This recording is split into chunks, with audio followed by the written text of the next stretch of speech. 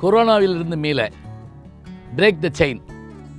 நோய் தொடருக்கு தடை கொடுப்போம், கொரோனாவிற்கு விடை கொடுப்போம்.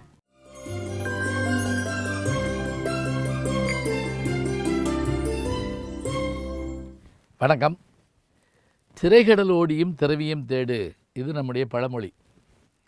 நான் உலக நாடுகள்லாம் போயிட்டு வந்திருக்கேன். ஒருத்தர் கூட என்கிட்ட கேட்டார், நீங்கள் அங்கே போய் இங்கிலீஷில் பேசுவீங்களா? ஜெர்மனி போனீங்களா, அங்கே போய் ஜெர்மனியில் பேசுவீங்களா? பாரிஸில் போய் ஃப்ரெஞ்சில் பேசுவீங்களா? ஐயோ, நான் எல்லா இடத்துலையும் தமிழில் தான் பேசுவேன். அப்போ அங்கெல்லாம் தமிழர்கள் இருக்காங்களா? அடுத்த கேள்வி கேட்பாங்க. எல்லா நாட்டிலையும் தமிழர்கள் இருக்காங்க. சிசல்ஸ் என்கின்ற ஒரு சின்ன தீவு மெடகாஸ்கருக்கு கீழே இருக்குது. நீங்கள் மேப்பில் கூட பார்த்தீங்கன்னா ரொம்ப கஷ்டப்பட்டு தான் கண்டுபிடிக்கணும். அங்கே 3000 தமிழர்கள் இருக்காங்க. எல்லாம் கும்பகோணம், பட்டுக்கோட்டை, இந்த மாயவரம் இந்த சேர்ந்தவங்க தான். பலசர கடைகள் வச்சுருக்காங்க, கோயில் வச்சுருக்காங்க, பள்ளிக்கூடம் நடத்துகிறாங்க. ஆச்சரியம் என்ன தெரியுங்களா? நான் உலக நாடுகள் எல்லாத்துக்கும் போயிருக்கேன். எல்லா நாட்டிலையும் தமிழ் பள்ளிக்கூடம் இருக்குங்க. தமிழ்நாட்டை தவிரன்னு சொன்னோடனே நான் கேள்வி பண்ணுறது நீங்கள் நினைக்க வேண்டாம். ஏன்னா பல பேர் நான் இந்த +2 பிள்ளைகள்கிட்ட பேச போகிறப்ப தமிழில் கவிதை சொன்னால் புரியல, கேட்டால் எங்களுக்கு தமிழ் கிடையாதுங்கிறாங்க. கவலையாக இருக்குது. ரஷ்யாவில் 300க்கும் மேற்பட்ட மாணவர்கள் வந்திருந்தாங்க. நான் பேச பார்த்தேன். பெரிய பெரிய பதவிகளில் நம்மவங்க இருக்காங்க.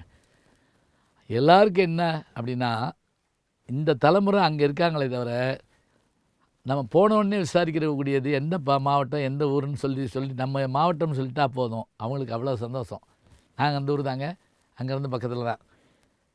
நான் மதுரை தான் பாரு. ஒருத்தர் மதுரை எங்கேங்க அப்படின்னு நான் தமிழ்நாடு ரோடாக்குன்னு நினச்சி கேட்பேன். கம்பம்ங்க அப்படிம்பாரு. கம்பம் இங்கேருந்து 180 கிலோமீட்டரு. அப்போ பாருங்கள், இந்த ஒரு இன உணர்வு வர்றதும் மொழி உணர்வு வர்றதும் சொந்தக்காரனை பார்க்குற மாதிரி சந்தோஷம் வர்றதும் அந்தந்த மாதங்களில் வர்ற திருவிழாவை பற்றி நினைக்கிறதும் குலதெய்வம் கோயிலுக்கு கும்பிட போகிறதுமாக எல்லாம் இருக்கிறாங்க. வெளிநாட்டில் வசிப்பவர்கள் உண்மையை சொல்லப்போனால் நல்ல சம்பாத்தியத்தில் இருக்காங்க, நல்ல பதவியில் இருக்காங்க, நல்ல உயர்வில் இருக்காங்க. மறக்காமல் தமிழ் பள்ளிக்கூடம் நடத்துகிறாங்க, மறக்காமல் தமிழ் சங்கங்கள் வச்சுருக்கிறாங்க, மறக்காமல் தமிழறிஞர்களையும் திரைக்கலைஞர்களையும் அங்கே அழைக்கிறாங்க. அதனால தான் நீங்கள் பார்க்கலாம், இளையராஜா அவர்களும் எஸ்பிபி அவர்களும் ஏஆர் ரஹ்மான் அவர்களும் எல்லோரும் போய் கலை நிகழ்ச்சி நடத்திட்டு வர்றாங்கன்னா, அங்கே இருக்கிற ஆங்கிலேயர்களும் வருவாங்க, அமெரிக்கக்காரர்களும் வருவாங்க. ஆனாலும் கூட நம்மவர்கள் அதில் மறக்காமல் அதை செஞ்சுக்கிட்டு இருக்காங்க. ஒரு உதாரணம் சொல்கிறேனே, இந்த பொங்கலுக்கு ஜனவரி மாதம் நான் அங்கே போயிருந்தேன், டேலஸ் போயிருந்தேன். என் நண்பர் கால்டுவெல் மற்ற நண்பர்கள்லாம் என்னை அழைச்சிருந்தாங்க. என்ன ஆச்சரியம் தெரியுங்களா? 10,000 பேர் கலந்துக்கிட்டாங்க. 5,000 பெண்கள் பொங்கல் வச்சாங்க. 5,000 பேர் பெண்கள் பொங்கல் வச்சாங்க. ஆட்டுக்கால் பகவதி அம்மன் கோயிலில் பொங்கல் வைப்பாங்கள்ல, அது மாதிரி வச்சாங்க. கபடி போட்டி, பரதநாட்டியம், கும்மி, கோலாட்டம். எனக்கு ரொம்ப சந்தேகம், இது என்ன மாடு பிடிக்கிறது உண்டான்னு கேட்டேன். இல்லை, அது ஒன்று தான் வைக்கல. நாங்கள் அடுத்த விட்ட வைங்க, என் நண்பர் கமலஹாசன் கூப்பிட்டு வரேன், நான் நேர்முகரணம் பண்ணணும்னு சொல்லிட்டு வந்திருக்கேன்.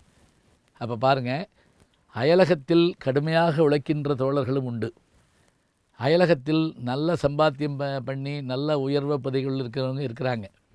இக்கரைக்கு அக்கறை பச்சை அப்படின்னு நம்ம பேசிக்கிட்டு இருக்கிறத காட்டிலும் அங்கே போய் நாம் என்னென்ன செய்ய முடியும், ஒரு மாதத்தில் நம்ம சம்பாதிக்கக்கூடிய பணத்தோட அளவு என்ன, அதை வச்சு இங்கே என்னென்ன செய்ய முடியுங்கிறதையும் நம்ம பார்க்கலாம். அயலகத்தில் இருப்பவர்கள் அங்கு சென்று வேலை பார்க்க சென்றாலும் கூட தங்களுடைய பணியை, மொழியை, உறவுகளை, குலதெய்வத்தை மறக்கவில்லை என்பது குறிப்பிடத்தகுந்தது.